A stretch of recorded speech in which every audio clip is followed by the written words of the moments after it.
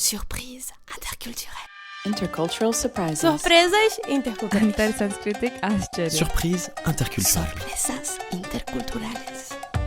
Bonjour et bienvenue dans Surprise interculturelle, le podcast qui vous fait voyager et mieux comprendre les cultures du monde.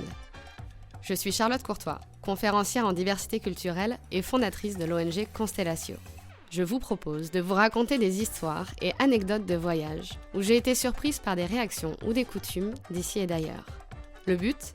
Découvrir ensemble ce qui est à la base de ces surprises pour savoir comment décoder, comment réagir et comment anticiper tout ça.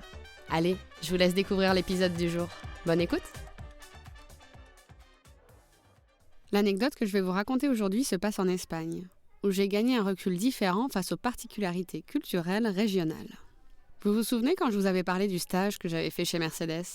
Mais si, c'était il y a très très longtemps. J'étais étudiante en commerce international à Madrid pendant 2 ans, et puis finalement, j'allais y rester 4 ans. Dans le cadre de mes études, j'avais un stage à réaliser dans une entreprise sur chaque phase du programme, c'est-à-dire un stage en France et un stage en Espagne. Ça faisait quoi, 3, peut-être 4 mois que j'étais en Espagne quand j'ai commencé mon stage en marketing chez Mercedes.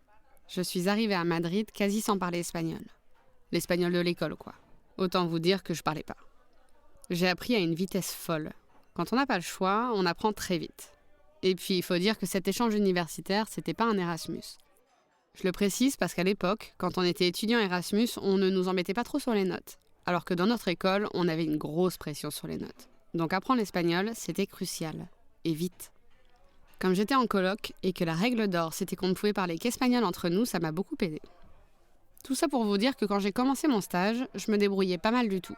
Mais j'ai vite déchanté. Je crois que c'était mon premier jour de stage. Ma responsable m'emmène avec elle à une réunion avec les concessionnaires de l'entreprise. Ils, parce que c'est principalement, ou voire même c'était que des hommes, ils venaient de toute l'Espagne. Moi, un peu stressée, je me demande un peu ce que je vais bien pouvoir faire au milieu de tous ces hommes venus parler pièces de rechange de voiture.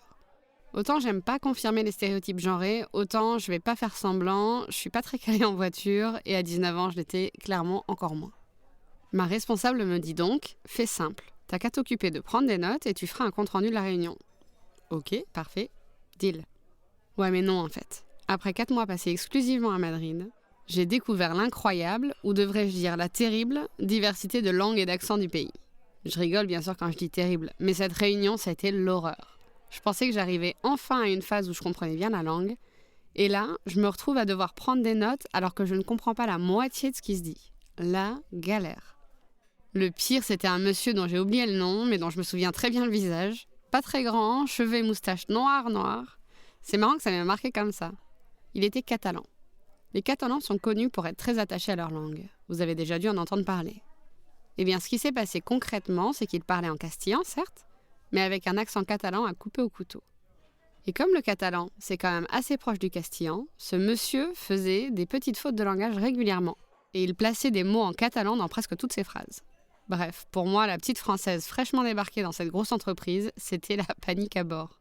En vrai, sur le coup, je lui en voulais presque. On reproche souvent aux Catalans le fait qu'ils refusent de parler castillan. Pour des Français, ça peut être un peu difficile à comprendre. Putain, je comprends rien au cours au catalan. Comprenez-vous ? C'est pas possible, quoi. Quelqu'un lui demande. Parler en castillan. C'est assez intéressant ce sujet quand on creuse un peu.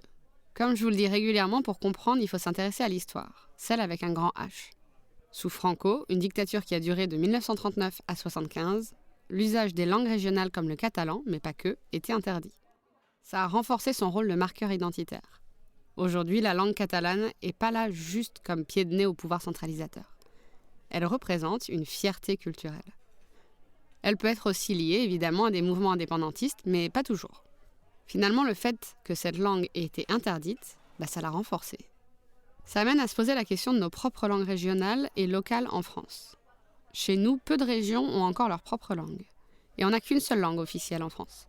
Alors qu'en Espagne, pour le coup, certaines langues régionales sont aussi reconnues comme langue officielle. C'est le cas du catalan. En Bretagne, la question est très présente. Ma mère est bretonne mais d'origine angevine. Chez moi, on n'a jamais parlé ni le breton ni le gallo. Et même en étant en Bretagne depuis 10 ans, j'ai encore besoin, et aussi envie surtout, d'approfondir ma connaissance de cette thématique qui est un peu complexe. Fun fact, il paraît que Trévenock, mon village, enfin là où mes parents ont posé les valises de la famille, serait la limite entre le territoire breton et le territoire gallo. Oui, parce qu'en Bretagne, on n'a pas qu'une seule langue régionale. Et donc voilà, outre une politique centralisatrice française concernant les langues régionales, qui existe depuis la Révolution, la langue bretonne a été instrumentalisée. Pendant la Seconde Guerre mondiale, une poignée d'indépendantistes bretons ont collaboré avec l'occupant en espérant obtenir l'indépendance. Et après la guerre, ça a été utilisé pour stigmatiser les locuteurs bretons. Bon, je suis pas expert de la question, mais je trouve ça vraiment intéressant de pousser plus loin que c'est relou ces gens qui parlent d'autres langues. Pour en revenir à mon moustachu catalan, je vous invite donc à prendre la clé d'entrée de la langue, ou des langues en l'occurrence, pour comprendre un peu mieux le pays qui vous accueille. Et chez vous, on parle d'autres langues que le français ? Allez, je vous laisse aller revoir l'auberge espagnole d'ici notre prochaine anecdote. Rendez-vous mardi prochain pour une nouvelle interview et dans 2 semaines pour une nouvelle anecdote en Inde. À très vite. Merci d'avoir écouté cet épisode jusqu'au bout. Si vous avez envie de soutenir mon travail 100% bénévole, je vous invite à partager un épisode avec vos proches ou vos collègues. Ça fait vraiment toute la différence. À mardi prochain pour un nouvel épisode de Surprise interculturelle.